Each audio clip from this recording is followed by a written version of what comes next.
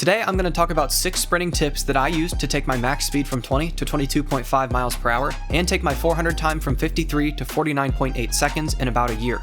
I am currently training to break 48 seconds in the 400 meters, and that's what we'll be playing in the background with speed work, acceleration work, lactate training, lifting, and more. Tip number 1 is putting the first thing first, or keeping the main thing the main thing.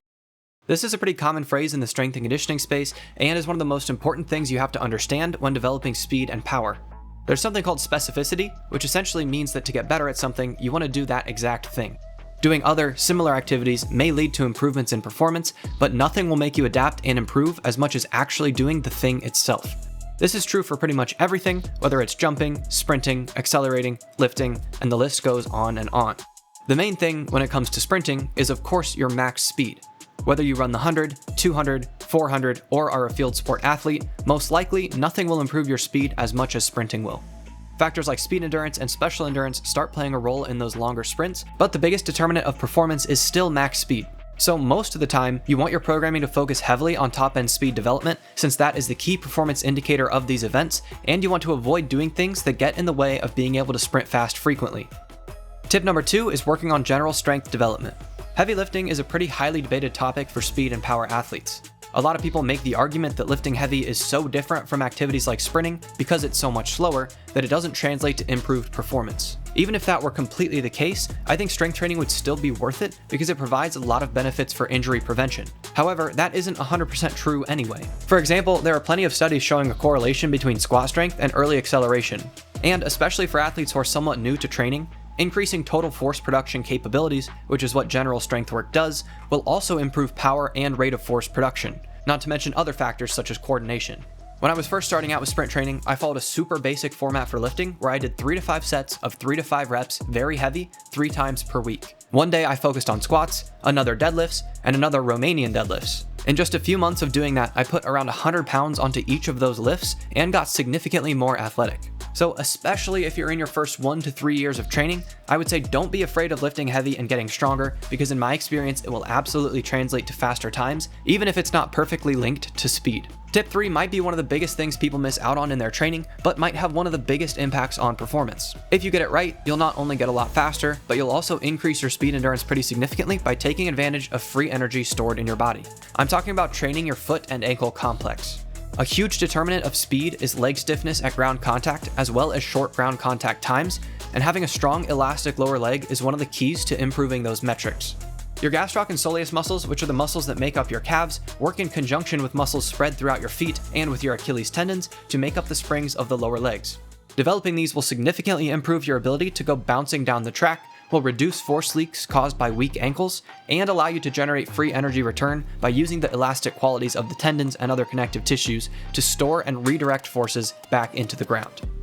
The 2 general routes of development would either be starting with a small volume of low-level plyometric ground contacts and slowly building up the volume and intensity over time, or doing strength training like straight leg calf raises and bent leg calf raises. I personally would suggest taking both routes at the same time. The easiest and most sprint-specific way to do the first method would be by incorporating tempo running. Tempo running, if you don't know, is running at about 60 to 70% effort with relatively short rests, and is basically a bunch of extensive plyometrics in a row, extensive meaning low level, that have a pretty similar ground contact time to actual sprinting.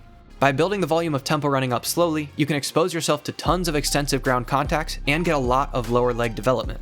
Tip 4 is something I see recommended all the time by fitness trainers and sports performance coaches, but when I was competing in college, almost none of my teammates were actually following the advice. It is vital to get this right, and if you don't, your recovery, and subsequently your performance, will start to suffer. Every time you exercise, you cause some amount of damage to your muscles and connective tissues. Once you stop exercising, your body uses primarily protein to repair those structures and make them stronger. Even though most people are aware of this, they still usually don't eat enough protein, and it's such an easy thing to just check off the list. On average, you want to aim for 0.8 to 1.2 grams of protein per pound of body weight, and that should be enough for a very active athlete. Tip number 5 is about hydration. Everyone knows that they need to be hydrated to perform at the highest level. Even being dehydrated by about 2% of your body weight can lead to a 30% reduction in work capacity. It's a little bit more difficult to know exactly how much water you need. Everyone is different, and of course factors like time of year and where you live will play a role in your required water intake. I have an equation I use for this that I believe I got from Dr. Andy Galpin. I aim to consume half my body weight in ounces of water every single day. I weigh 175 pounds, so that means I want to drink 87.5 ounces of water daily. Then, ideally, for every hour of exercise, I'd add between 10 and 15 ounces of water on top of that. You do have to be really careful not to overconsume water because it can flush out your electrolytes, which really hurts your performance, so I'd recommend slowly increasing your water intake over time and monitoring how you feel, how you perform, and other factors like the colors you observe while you're going to the bathroom to find your own optimal amount of water.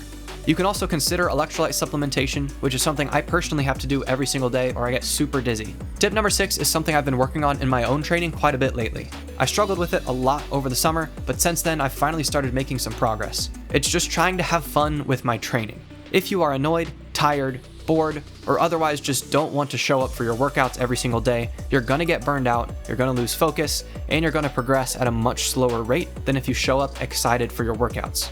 In my experience, being happy and excited helps to fire up your nervous system and get you performing at your best. So whether it looks like adding in games, trying new styles of training, bringing in a training partner, or even recording your workouts like I do, I highly suggest trying to make your training fun. Please let me know what you guys thought of this new format for a Sub 48 project video, and I'll see you in the next one.